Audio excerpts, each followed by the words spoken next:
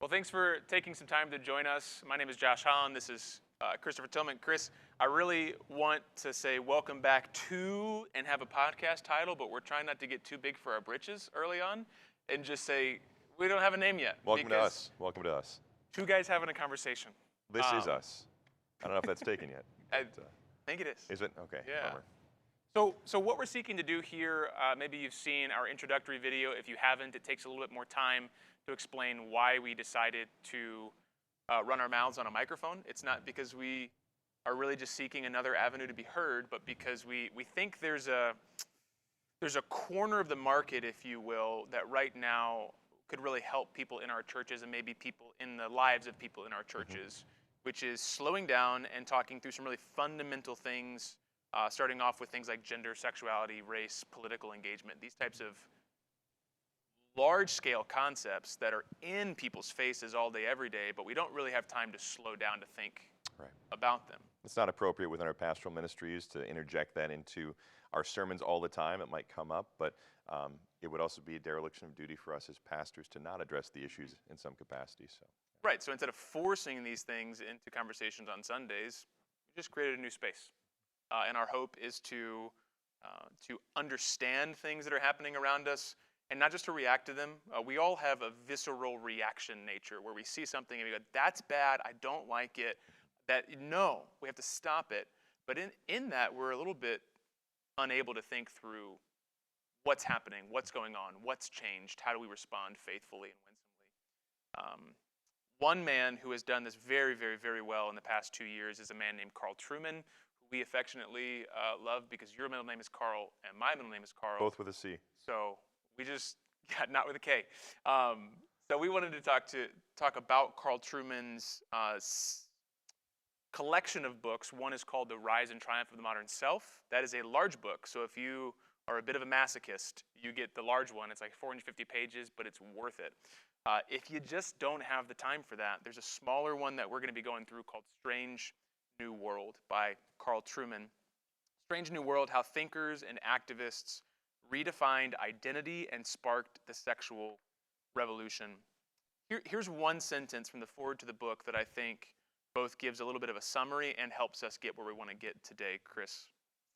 Ryan T. Anderson, who writes the foreword, says, Trueman's work is the account of how the person became the self, how the self became sexualized, and how sex became politicized. So I'll say that one more time. How the person became a self. We're going to define that here in this episode. How that self became sexualized, we'll define that in further episodes. And then a few weeks from now, how sex becomes politicized, which is where we are now, right? Yeah. Sex is a political category. But we have to start with the self. What Carl Trueman does masterfully is he's unwilling to just talk about what's going on in 2022. He's jumping back to 1700. Yeah. So he can say, how did we get to where we are? And Chris, the first link in this chain, he argues, is the idea that the person became the self. What does he mean there? Yeah, so, when we think about the self, you go to Freud, and you talk about the ego. That just it's a word coming over from Greek, which means I. And so the idea of the concept of the self has been around for some time. But I think something has happened uniquely, and as we go through this book, I think it's drawn out, and I think we can sense this, we can feel this, and that's one of the ideas that Trueman himself brings out, the idea that we feel certain things, we just don't quite know how to categorize it or to verbalize what it is that we're feeling or we're perceiving in the culture around us. And so as we think about the idea of the self, there's the selfie that shows up all over the place. People take pictures of themselves. And I think that's not necessarily what we're getting at when we talk about the self, but I do think... yourself, myself, as in we are different people. Yes. Like the table here represents Chris is not Josh, Josh is not Chris. That is they correct. are different selves, but Trueman's going further than that. Further than that. Further than just the separate personhood. When you think about what is the concept behind a selfie picture, it's I want to represent me, essentially. And so what people will tend to do just in those ways and try to relate this more to what people do on an everyday basis is to try to, for lack of a better term, manipulate a picture to let people know more of who we want ourselves to be perceived as. And so, Oh, there's so much there. We want yeah, like the perception we want of who we are. exactly. There's capital there. There's social engagement. There's social capital there. Exactly. And so we're kind of in this constant state. And I do want to talk over the next couple of episodes a lot about how these ideas that are big picture ideas, that are theoretical ideas that most people don't probably think about in academic terms, how it comes across in the very regular world of social media. And so when people portray themselves a certain way, whether it's through picture, whether it's through a bio that somebody puts out, just general social media feeds, people put things out, I think it's reflective of something that's occurred, I think, probably over the past 30 years or so within our culture. And the way that Truman talks about the self is going beyond the idea of a person, but more to kind of the essence, the essential being of an individual, and the fact that that's become an inviolable character within our culture, so that Josh, as this a self, cannot be violated in any way. And as we get to ideas about sexualization of the culture and the individual, that's kind of become the core aspect for many people of who they are. But Let me pause you yeah. there, Chris, because there a lot of where you just landed is where we want to go, right? Is how does this impact, maybe this broad category impact the way we think on a daily basis? Mhm. Because especially for any Christians listening, this is not just about maybe those people out there and how they're wrong and how they're thinking. Right. Because what we often don't understand. Think about the David Foster Wallace talk about fish swimming in water, and the fish don't even know they're swimming in water. They say, "What is water? I'm just swimming in it." And one thing we don't often know is that we are fish swimming in a cultural water. We are not swimming in the 1700s French cultural water or the 400s in Rome. Yeah. We're swimming in the cultural water of 2022 in America. And one of the things that we want to wrestle with, maybe a different way, Chris, to define self is answering the question, who are you? Right? Who are you? Who am I? And it's a question that is actually very, very important we're constantly asking it.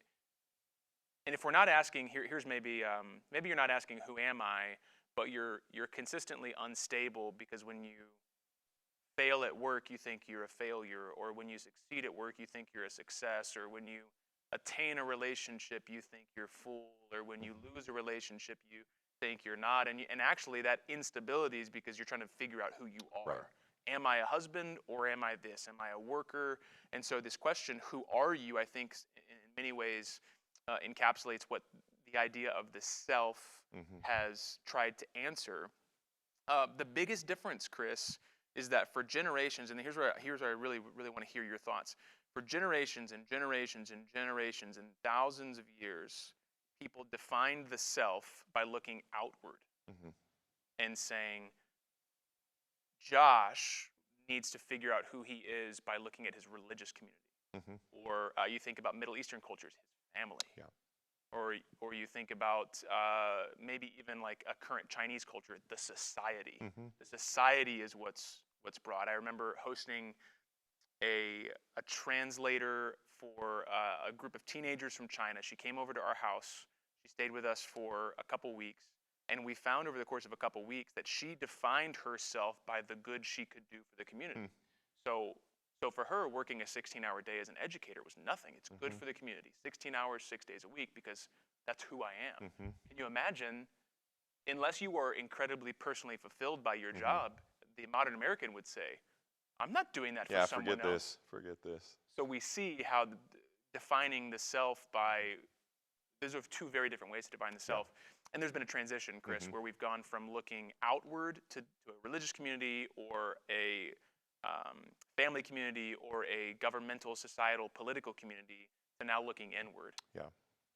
Yeah, and I think a good picture to kind of put to that is, traditionally speaking, if you think of the self as a circle, traditionally speaking, there's always been a chain from that circle to other circles, right? So whether it is somebody's religious community, whether it's somebody's broader community, just the town they live in, the village they live in, the tribe they're a part of, whether it's the ideas or ethics that belong to a particular group that they're a part of, there's always been a tether that's existed between the individual as the circle to others outside of themselves. And And as we evaluate I don't want to call it the progress of the culture, because I don't know that we've necessarily made progress in all Maybe the respects push here. The or the push, sweep.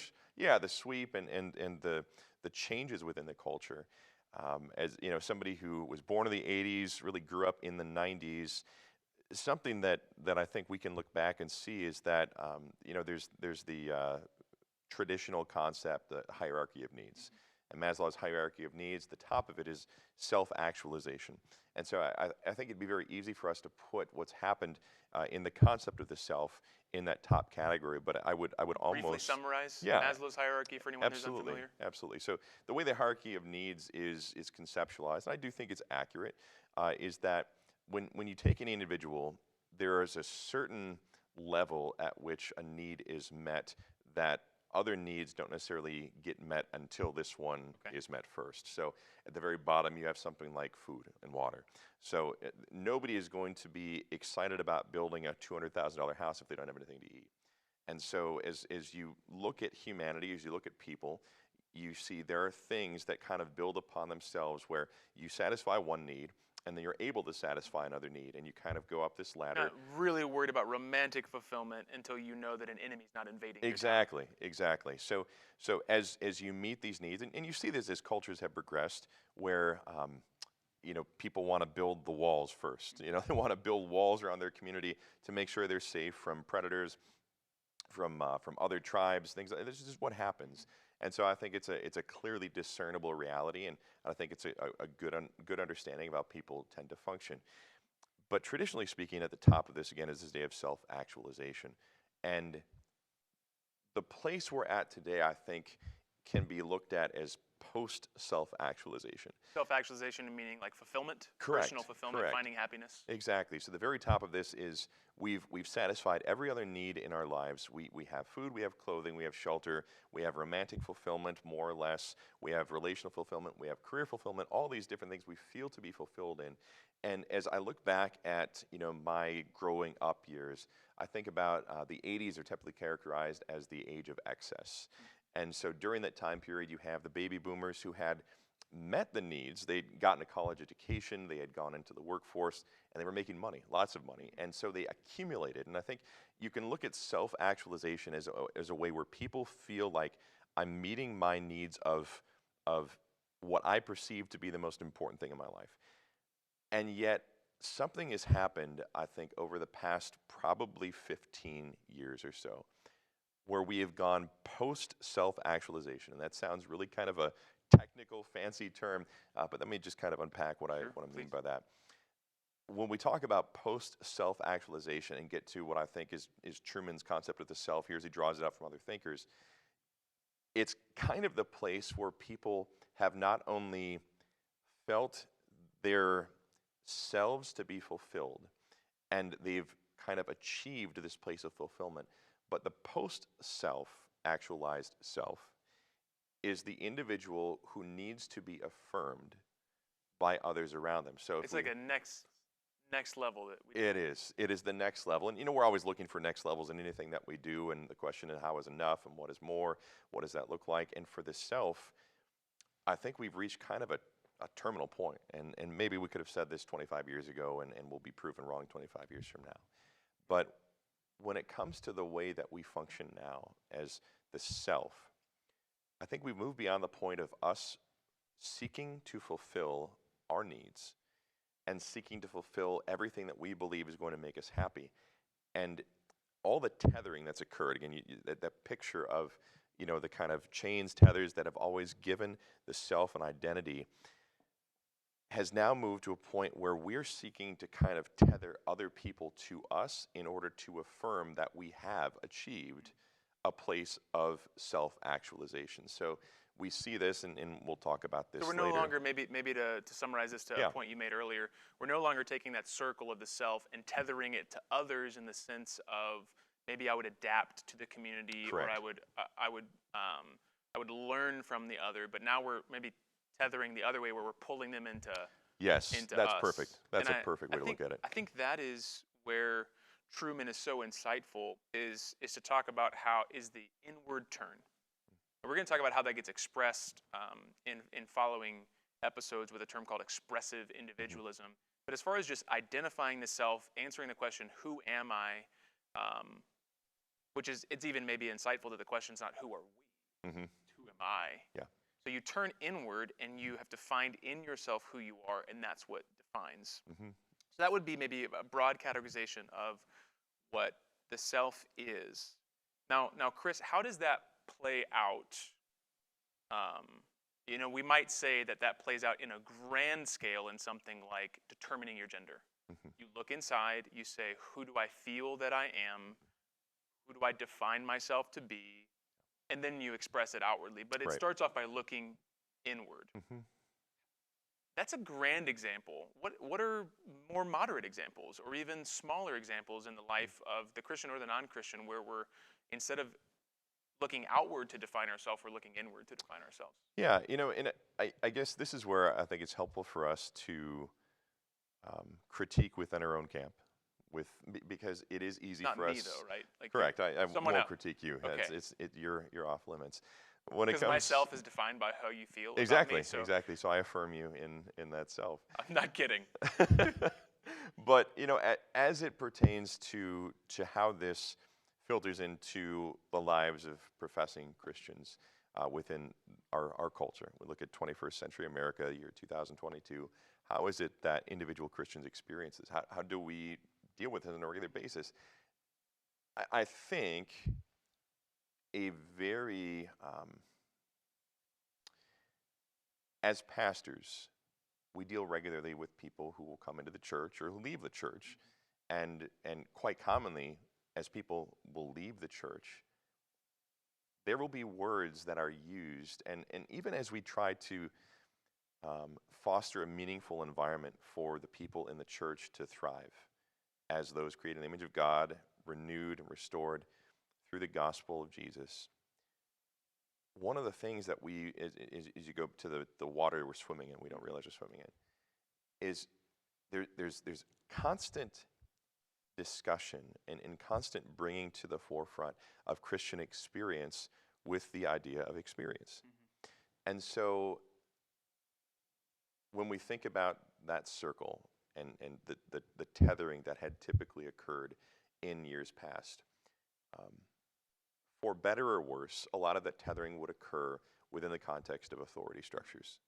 And so for the Christian, there would be a certain degree of respect afforded to church leaders, to pastors, to elders within the church. And so people would be looked at as, so-and-so, Reverend so-and-so is coming over. So everybody would clear the house of any kind of clutter. It would all be clean. They'd be welcome for dinner and everything, because the idea of that individual Christian would kind of tie their Christian experience to how did that authority figure view them. And so as that authority figure would step into their life. Representative of the community, representative, yes, yeah. And representative of God ultimately. There would be this sense in which you had this larger than life figure who would be entering into your life, and I should clean myself up because ultimately this is a man of God. Yeah. Now, there are pluses and minuses there. Obviously there are pluses and minuses there. But when it comes to the individual Christian today, something has occurred where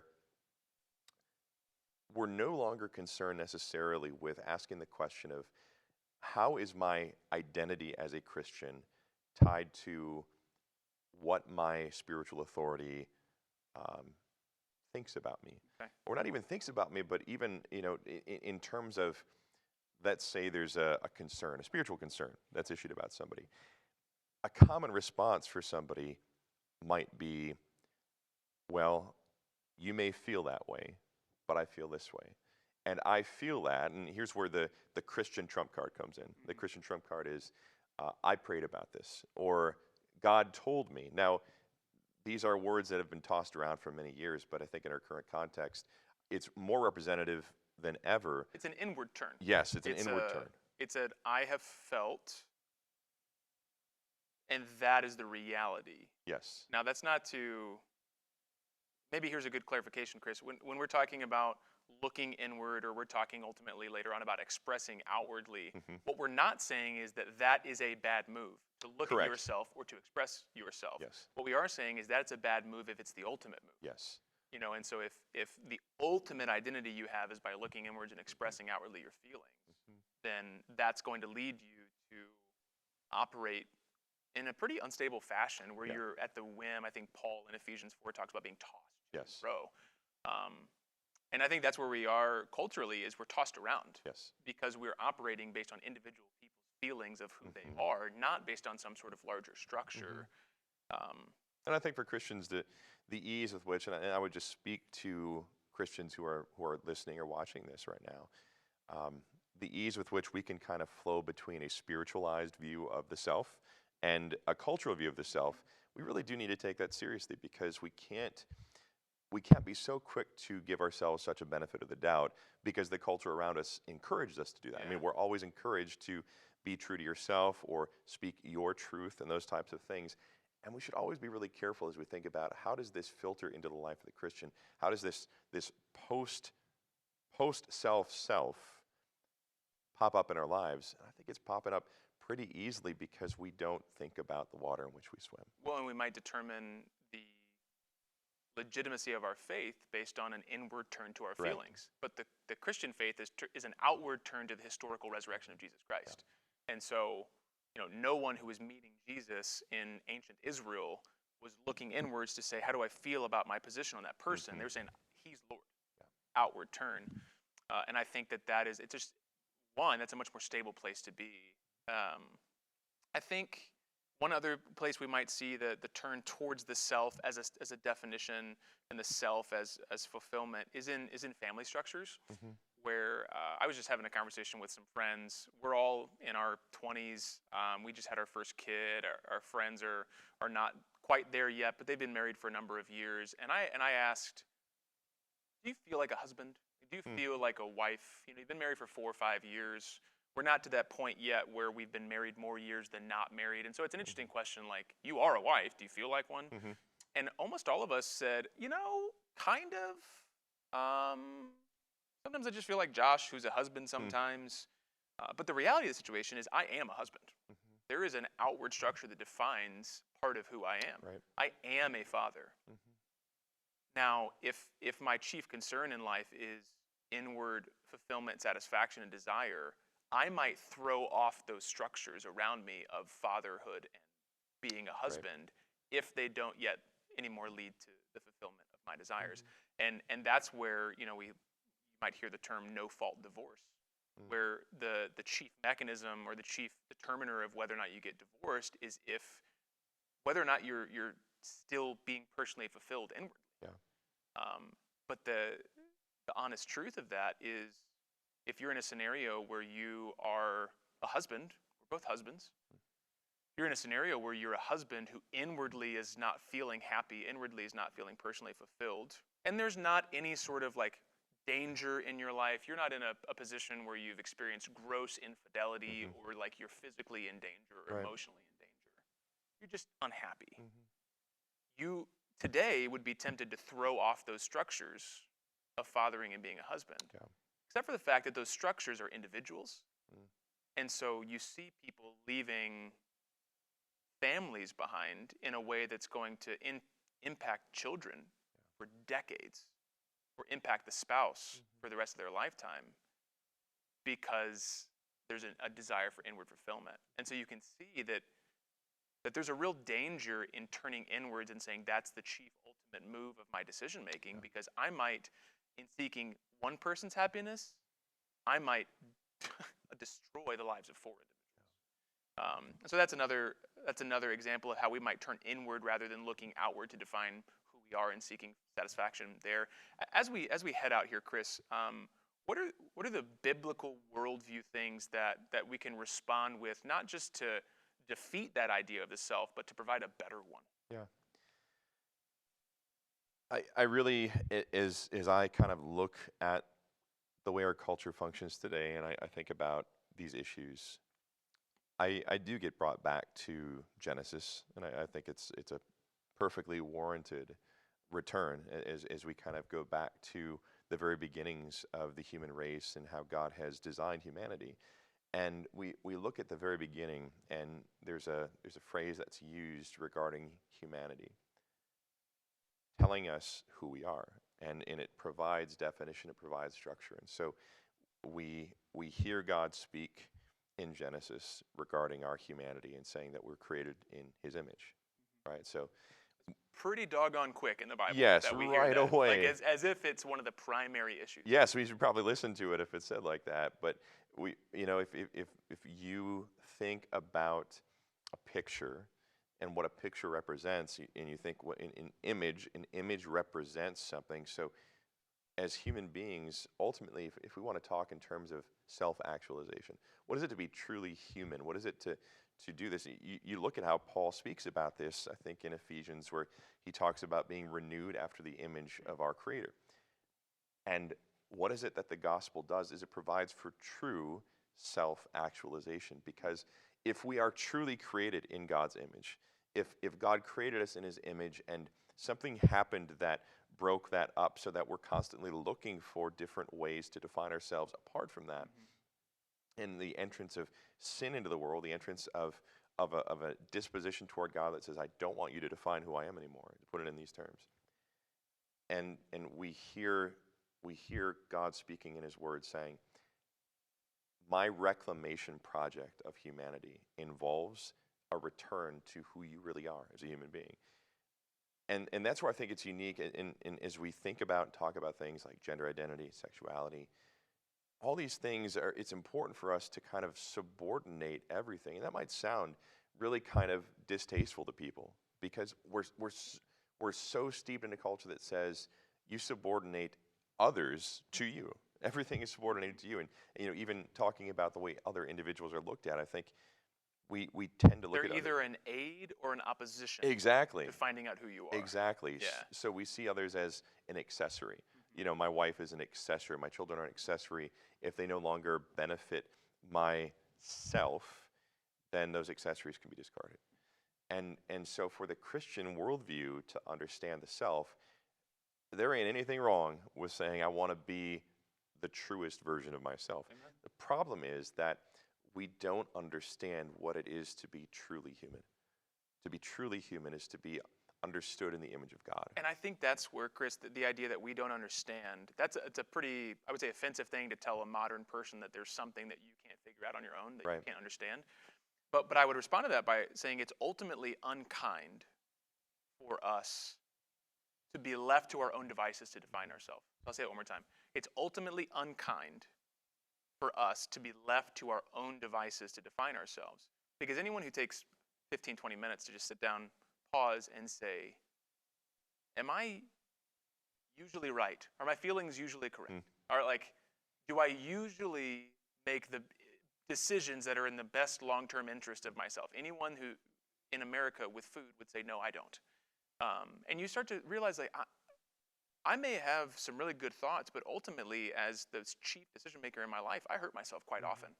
So do I really then want to be the ultimate arbiter of who I am? Right. Which is why I think it is ultimately unkind for us to have a message of you get to define who you are, because you're going to be lost and wrong if you do that.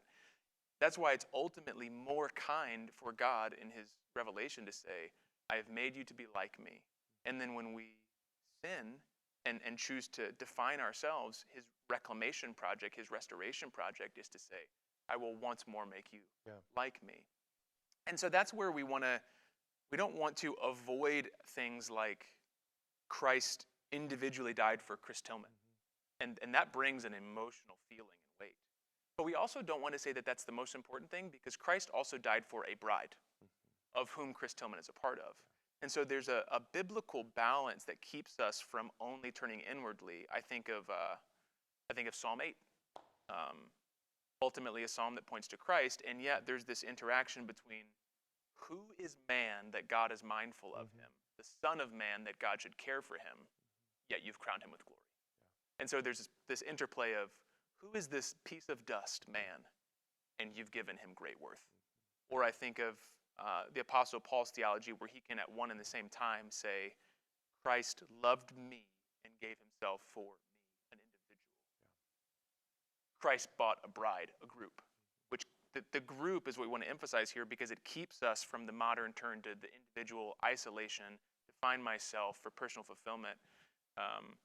And I think, too, to that point, if it were only Christ died for me, and that's all that God actually said to us, then by all means, like that's how we can only define ourselves. Because if we understand ourselves to be defined by God externally, He's the one who designed us and created us, and yet there's such a fuller picture that we're given about what it is to be truly human that we have to have ears to hear all around us. We have to hear all these different perspectives on what it is to be a human being.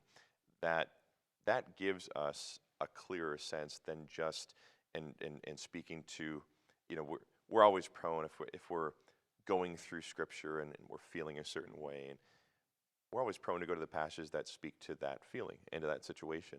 And all of us have certain, I'm a particularly anxious person. I'm prone to worry.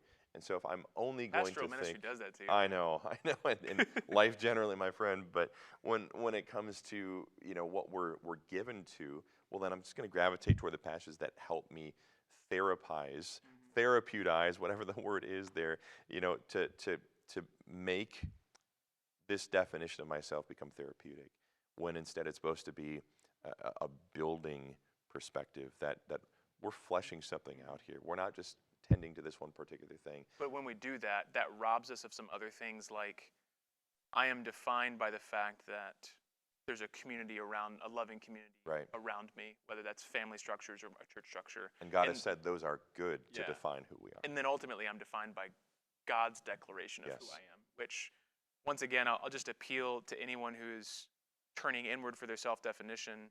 It is more stable and more fulfilling and more satisfying for God to declare who you are, because He doesn't change and He doesn't lie. Yeah. I change and I lie. Yeah. I am so tossed around about how I feel about myself, on this roller coaster of really high on myself some days and really low on myself. It is a beacon of light in my life for God to declare, you're mine. That's who you are.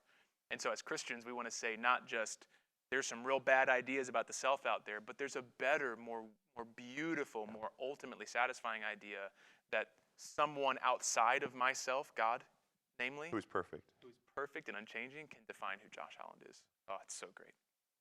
So next episode, we're going to talk about how that inward turn comes outward in what's called expressive individualism. We hope this has been beneficial and that you'll tune in for that one as well.